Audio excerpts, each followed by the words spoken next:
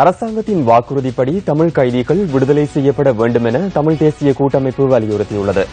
தமிழ் கைதிகளின் உண்ணாவிரதத்தின் போது முன்வைக்கப்பட்ட கோரிக்கைகளுக்கு அமைய நடவடிக்கைகள் முன்னெடுக்கப்பட வேண்டும் என எதிர்க்கட்சித் தலைவர் இரா சம்பந்தன் நியூஸ் போஸ்டுக்கு குறிப்பிட்டார்.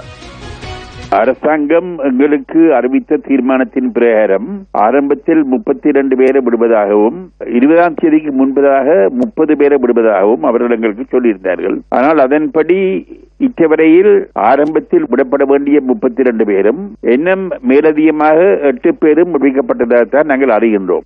முதல் தீர்மானத்தின் பிரகாரம் இன்னும் 22 பேர் விடுபட வேண்டும். அவர்கள் விடுபடவில்லை என்று எங்களுக்கு கிடைத்த தகவலின் அடிப்படையில் சட்டமா அதிபர் அலுவலகத்தில் உள்ள உயர் அதிகாரிகளுடன் பேசிய பொழுது அது விடயம் சம்பந்தமாக தாங்கள் நடவடிக்கை எடுப்பதாக கூறினார்கள். ஆனால் அவர்களும் விடுவிக்கப்பட வேண்டும். அதற்கு மேலதிகமாக 2வது உண்ணாவிரத போராட்டம் ஆரம்பிக்கப்பட்ட பிறகு எடுக்கப்பட்ட முடிவுகளின் அடிப்படையில் கருமங்கள் முன்னெடுக்கப்பட வேண்டும்.